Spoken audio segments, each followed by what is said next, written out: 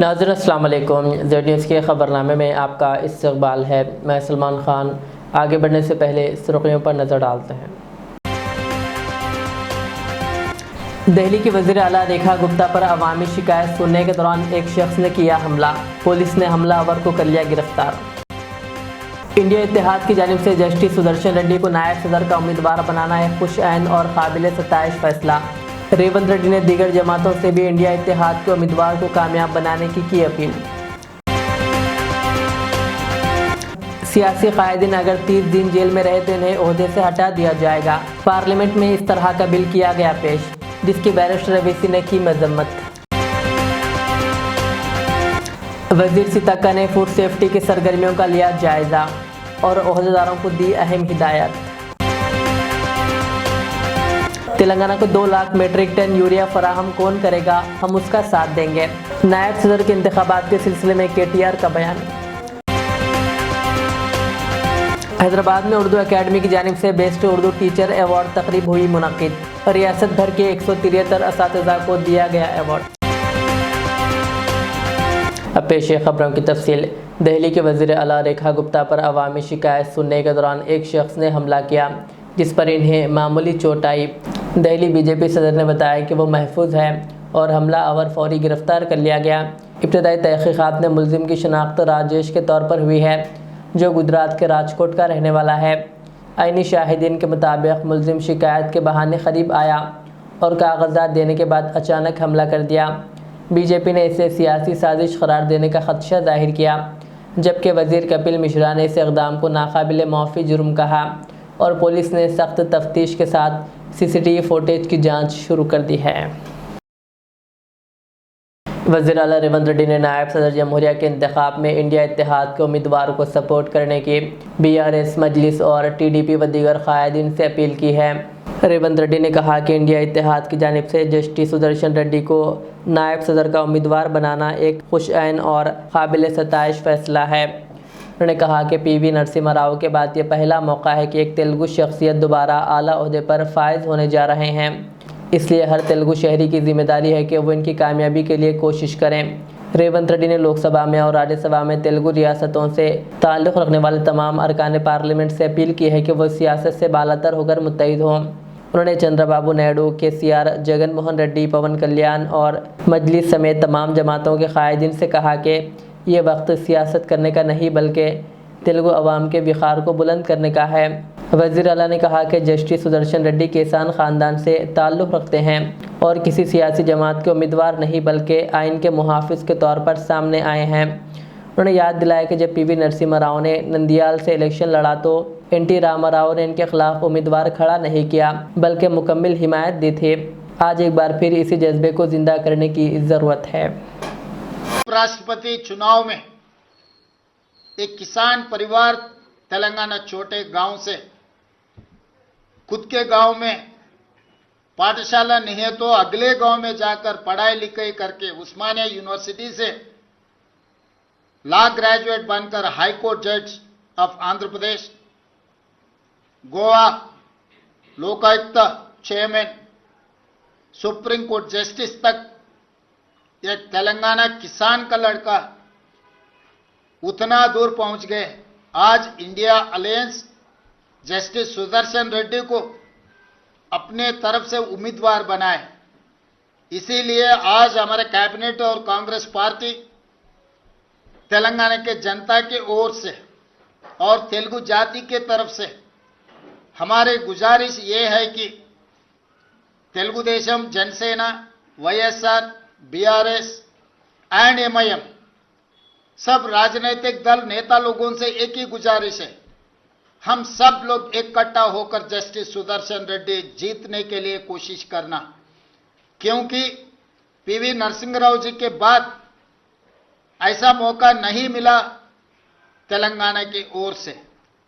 इसीलिए आज India alliance के उम्मीदवार कोई राजनीतिक दल से उनका कोई लेना देना नहीं है, वो लीगल एक्सपर्ट, कॉन्स्टिट्यूशनल एक्सपर्ट, लगातार देश के लिए सेवा किए ऐसे जस्टिस सुदर्शन रेड्डी को आज के तारीख में हम सब लोग मिलकर मदद देने का जरूरत है। जिस दिन पीवी नरसिंह राव जी इस देश की प्रधानमंत्री बने, उस दिन तेलुगुदेशम पार्टी अध्यक्ष एनटी रामाराव जी ने नंद्याल बाय इलेक्शन चुनाव में किसी उम्मीदवार को खड़ा नहीं किए, क्योंकि एक तेलुगु प्राइड पीवी नरसिंह राव इस देश के प्रधानमंत्री बने तो हमारे सबका विकास, हमारा सबका पहचान। इसीलिए उस दिन जो एनटी रामाराव ने जो निर्णय लिया, पीवी नरसिंह राव जी को मदद किए, आज भी तेलंगाना की ओर से मेरा एक ही गुजारिश है, justice Sudarshan Reddy non political, non controversial and legal expert, हम सब लोग उनको मदद देना, आने वाले चुनाव में उनको जिताने के लिए मैं गुजारिश कर रहा हूं। ख़वातीन और अत्फाल बहबूद की वज़ीर सीताक्का ने हैदराबाद में तेलंगाना फूड्स की सरगर्मियों का जायज़ा लिया। इजलास में chairman M A. Fahim, secretary Anita Ramachandran और दीगर शरीक रहे। वज़ीर ने नए बाला अमृतम ब्रेकफास्ट पाउडर का जायका चखते हुए हिदायत दी है कि बच्चों के लिए शक्कर की मकदार कम और दूध की मकदार ज़्यादा रखी जाए। वज़ीर ने कहा कि तेलंगाना फूड सनत की गुंजाइश ज़्यादा है, इसका मुकम्मल इस्तेमाल किया जाना चाहिए। उन्होंने बेहतर चावल, आंगनवाड़ी मराकज़ पर अच्छा ब्रेकफास्ट तैयार करने की भी हिदायत दी।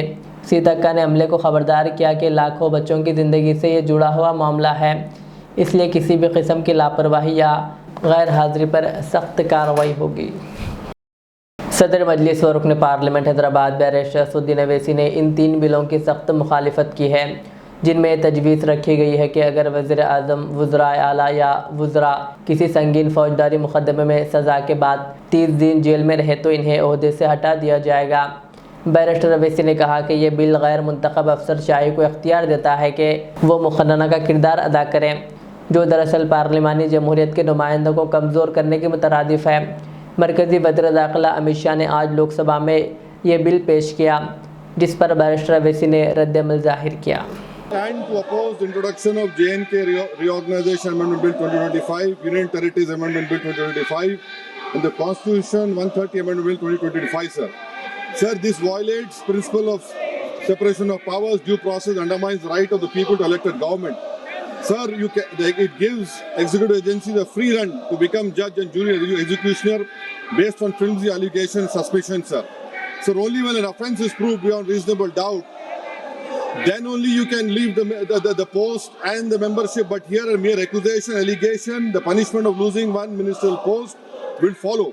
Sir, parliament democracy's chief ministers and ministers can only be removed through true means. First, executive prime minister can recommend their removal if the second council of ministers lose confidence of the legislature. Now this bill would empower the unelected executive bureaucracy to play the role of legislature. Sir, it undermines representative parliament democracy. This amendment would leave the minister and CM at the mercy of executive agencies. The severity of the amendment is not only in the fact that one loses their position if they are arrested, but even if they are detained. Detention and administrative action doesn't require offence to be made. Sir, the chief minister will not be able to accountable people. I want to know from the Honorable Home Minister, as he read Article 74(1), which says that the Council of Ministers headed by the Prime Minister to aid and advise the President, who shall, in exercise of his function, act in accordance with such advice. Now, this bill clearly violates 74(1). Sir, this is the 1933 Gestapo movement. When Gestapo was founded in Germany, this government is hell-bent on creating a police state. This will be a death knell and leash on elected government, sir. Indian Constitution is being amended to turn this country into a police state. BNS 152, the Home Minister promised in this House that sedition would not be used. Section 316, Section 9 of BNS, PMLA Section 4, all these can be used to destabilize an elected government, sir. That is why I oppose the introduction of all these 3 bills.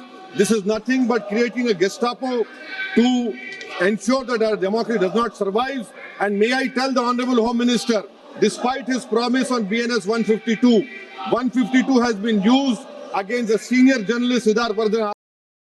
महकमे बरक़ी की जानिब से internet cables काट दिए जाने पर social media पर अवामी बरहमी के बीच KTR ने शहरियों के ट्वीट्स शेयर किए। उन्होंने कहा कि लाखों सारिफिन मुतासिर हुए हैं, वर्क फ्रॉम होम और रोज़मर्रा की ज़िंदगी में खलल पड़ रहा है। लेकिन रेवंत हुकूमत मसले को हल करने के बजाय अवाम को मुश्किल में डाल रही है। अवाम का कहना है कि बगैर पेशगी इत्तला के बड़े पैमाने पर इंटरनेट केबल्स खंभों से काट दिए गए, जिससे लाखों सारिफिन मुतासिर हो गए।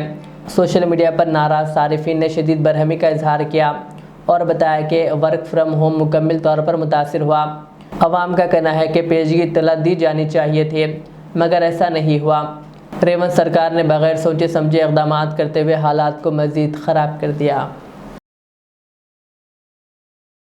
शहर हैदराबाद में बारिश के बाद उस्मान सागर की सतह में ज़बरदस्त इजाफा हुआ है, जिसके बाद वाटर बोर्ड के अहदेदारों ने इस साल पहली बार 2 दरवाजे खोलकर पानी को रिलीज़ कर रहे हैं। इससे कबल भी हुक्काम ने हिमायत सागर के दरवाजे खोलकर पानी को मूसा नदी में छोड़ा था। इस सिलसिले में हुक्काम ने निचले इलाकों में रहने वालों को मोहतात रहने की हिदायत दी।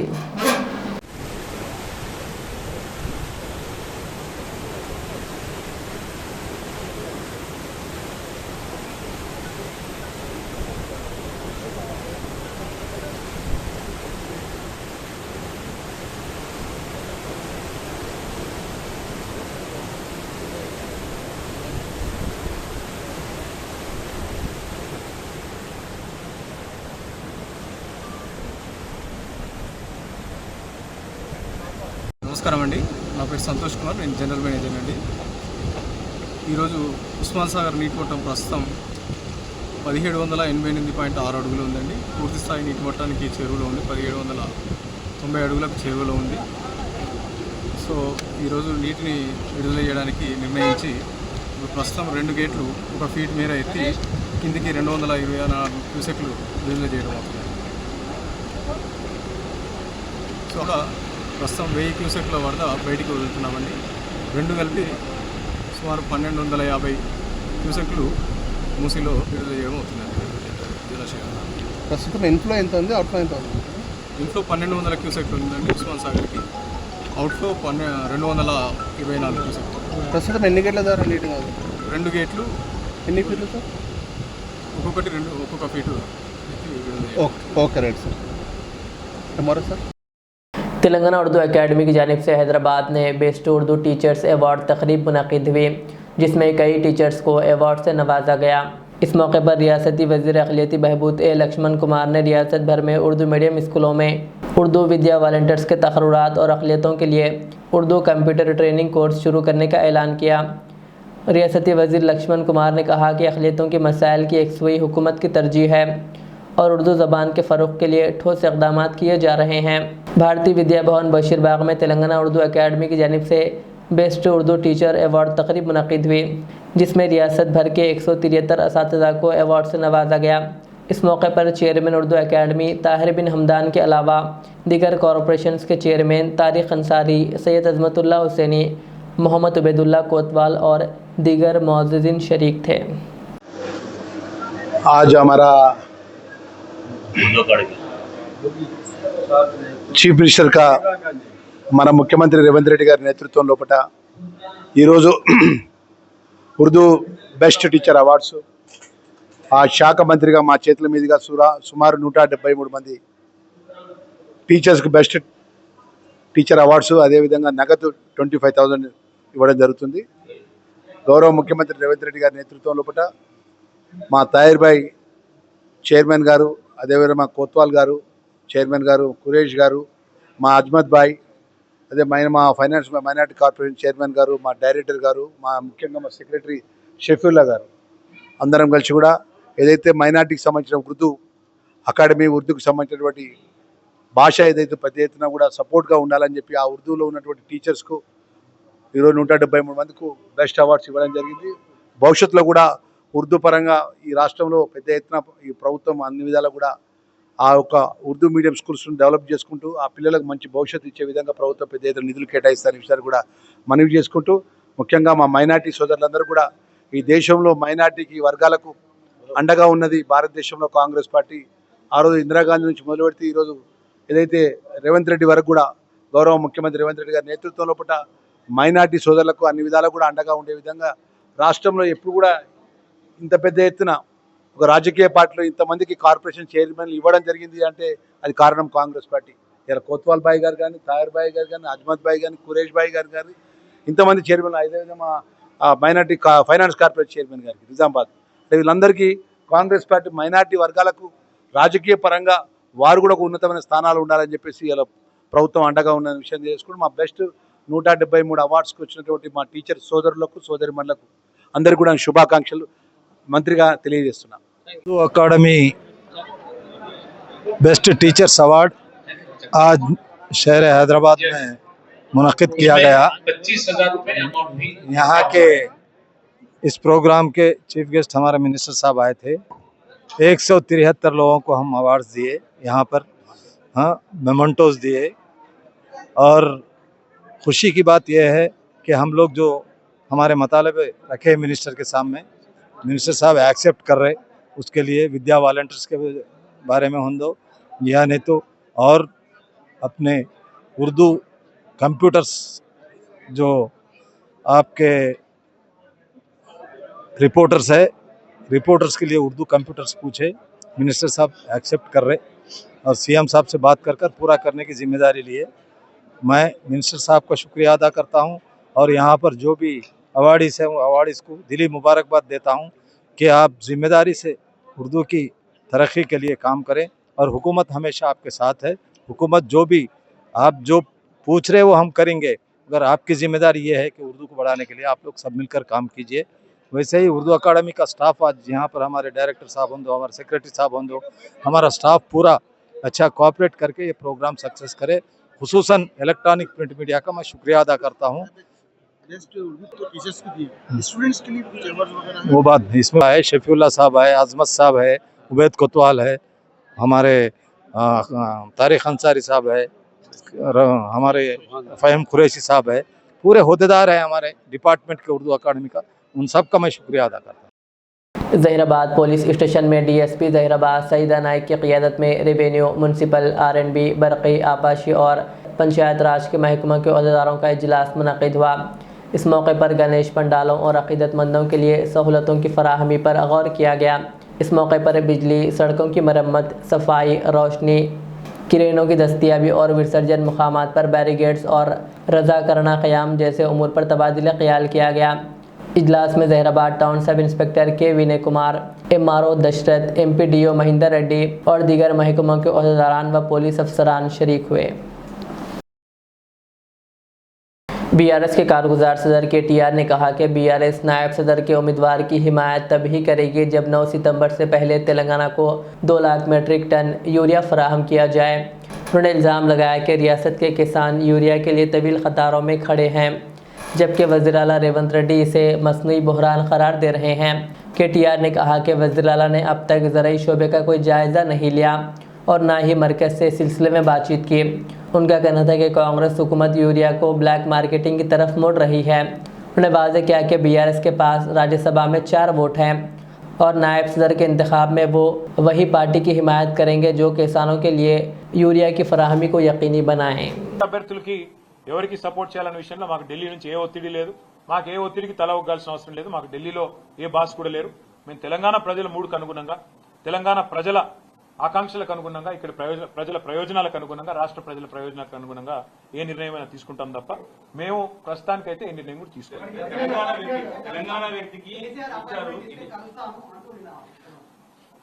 ఎవరు మళ్ళీ చెప్తా ఉన్నా, ఆయన రేవంత్ రెడ్డి గారు పెట్టిన అభ్యర్థి అయితే ఖచ్చితంగా మేము వ్యతిరేకిస్తాం. ఎందుకంటే కాంగ్రెస్ అనే ఒక చిల్లర పార్టీ, కాంగ్రెస్ అనే ఒక థర్డ్ క్లాస్ పార్టీ ఇవాళ రాష్ట్రంలో ప్రజలని ఎంత అరిగోసబుచ్చుకుంటున్నదో రాష్ట్ర ప్రజలందరికీ తెలుసు.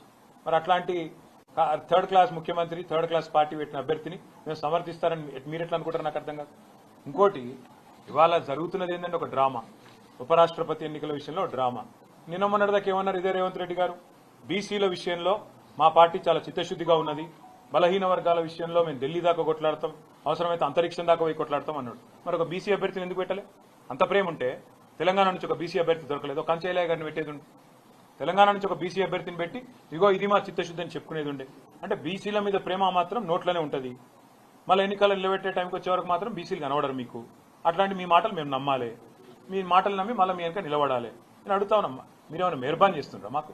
మేము సర్వస్వతంత్రమైన పార్టీ, మేము డెఫినెట్గా ఎన్డీఏలో లేము, ఇండియాలో లేము. మేము మా మోడీ మా బాస్ కాదు, రాహుల్ గాంధీ మా బాస్ కాదు, తెలంగాణ ప్రజలు మా బాసులు. వాళ్ళ ఆలోచనకు అనుగుణంగా వాళ్ళ అభిప్రాయానికి అనుగుణంగా మన నిర్ణయం ఉంటుంది.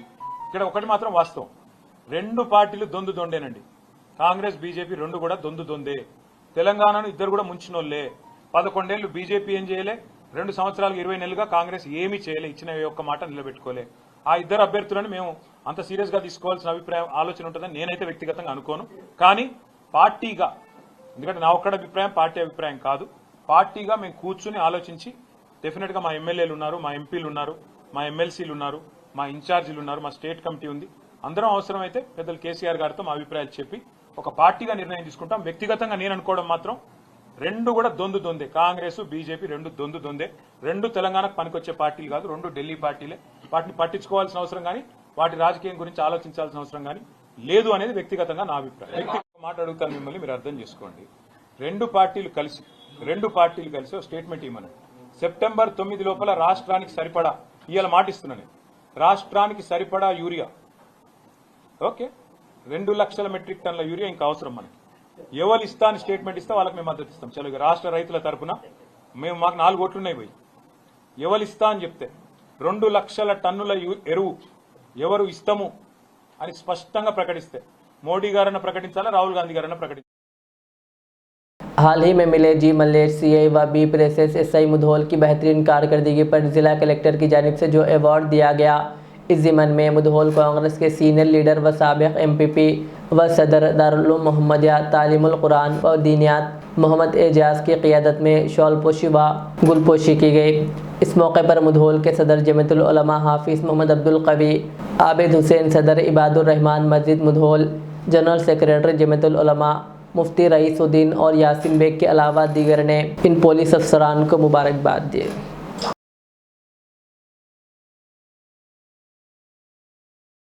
मुधोल में आज साबिक़ एमएलए जी विठल रेड्डी की नुमाइंदगी पर शेख अहमद कुरैशी को सीएम रिलीफ फंड के तहत 36,500 रुपये का चेक अफरोज़ खान साबिक़ एमपीपी व एजाजुद्दीन साबिक़ा एमपीपी की मौजूदगी में इनके हवाले किया गया। इस मौके पर मुधोल के कांग्रेस पार्टी के ज़िम्मेदारान इमरान खान, आबिद हुसैन, अजहरुद्दीन, इकबालुद्दीन व मुजाहिद मौजूद थे। इस मौके पर आवाम की कसीर तादाद ने साबिक़ा रुकन असम्बली जी विठल रेड्डी से इजहार तशक्कुर किया।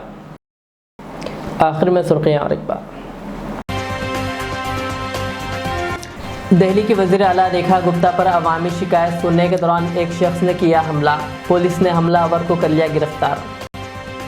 इंडिया इत्तेहाद की जानिब से जस्टिस सुदर्शन रेड्डी को नायब सदर का उम्मीदवार बनाना एक खुश ऐन और काबिल सताइश फैसला। रेवंत रेड्डी ने दीगर जमातों से भी इंडिया इत्तेहाद के उम्मीदवार को कामयाब बनाने की अपील। सियासी कायदीन अगर 30 दिन जेल में रहे तो इन्हें ओहदे से हटा दिया जाएगा। पार्लियामेंट में इस तरह का बिल किया गया पेश, जिसकी बैरिस्टर रवीसी ने की मजम्मत। वजीर सितक्का ने फूड सेफ्टी की सरगर्मियों का लिया जायजा और ओहदेदारों को दी अहम हिदायत। तेलंगाना को 2 लाख मेट्रिक टन यूरिया फराहम कौन करेगा, हम उसका साथ देंगे। नायब सदर के इंतखाबात के सिलसिले में KTR का बयान। हैदराबाद में उर्दू एकेडमी की जानिब से बेस्ट उर्दू टीचर अवार्ड तकरीब हुई मुनक्किद, रियासत भर के 173 असातिज़ा को दिया गया अवार्ड। ये थी आज के दिन भर की हमारी खबरें। मुझे इजाज़त दीजिए। हमारे चैनल को यूट्यूब पर सब्सक्राइब, फेसबुक पर लाइक शेयर ज़रूर करें। अल्लाह हाफिज़। Modern trends readymade menswear collection पेश करते हैं आपके लिए आला अक़साम व मियारी मलबूसात। हमारे यहाँ formal, party wear, jeans, T shirt और ट्रैक पैंट्स के वसी वैरायटीज़ दस्तयाब है। इसके अलावा मर्दाना घड़ियाँ, सनग्लासेस और मियारी जूतों का शानदार कलेक्शन भी। ऑर्डर्स पर इम्पोर्टेड अशिया भी हासिल की जा सकती है, तो देर किस बात की, आज ही चले आएँ। हमारा पता है मॉडर्न ट्रेंड्स, बीबी का चश्मा रोड, टिकलकुंडा, फलकनुमा, हैदराबाद। मज़ीद मालूमात और राब्ते के लिए प्रोपरेटर मोहम्मद इमाद अहमद से रब्ता करें। 9959541435। Al Riyaz tours and travels, नज़द Riyaz health care clinic, Mustafa Nagar, Falaknuma, Hyderabad. Air ticketing international और domestic, visa endorsement, immigration, passport दाखिल करने में ताउन। विजिट वीजा और उम्रा वीजा के लिए हमसे रब्त करें। वेस्टर्न यूनियन और मनीग्राम के साथ साथ दीगर सहूलियात भी मौजूद। Proprietor Mohammad Riyaz Ahmed, Al Riyaz tours and travels. खिदमत का मौका दें, आपका इत्मीनान हमारी कामयाबी। रियाज इस्लामिक स्कूल तालीमी मैदान में एक नया इनकलाब। इस्लामिक और मॉडर्न एजुकेशन की अजीम दरसगाह। 23 साल तजुर्बे के बाद तलबा और तालिबात के लिए रियाज इस्लामिक स्कूल पेश करता है हिफ्ज़ कुरान, नाज़िरा कुरान क़ायदे के अलावा नर्सरी ता 10वीं जमात तक की तालीम का बेहतरीन नज़्म। बच्चों के लिए हॉस्टल की सहूलत, मुस्तहिक़ तलबा के लिए खुसूसी रियायत, तलबा और तालिबात के लिए अलहदा क्लासेस के माकूल नज़्म, खुसूसी computer classes, hardware and software training. बच्चों में तहरीरी और तकरीरी सलाहियतों को उजागर करने के लिए हफ्तावारी प्रोग्राम। काबिल और मुशफ़िक़ असातिज़ा इकराम की निगरानी में बेहतरीन तालीम नज़्म। सुबह 8 बजे तक शाम 4:30 बजे दाखिले जारी हैं, उजलत कीजिए। रियाज इस्लामिक स्कूल, अपोजिट लेन, न्यू एसआर पेट्रोल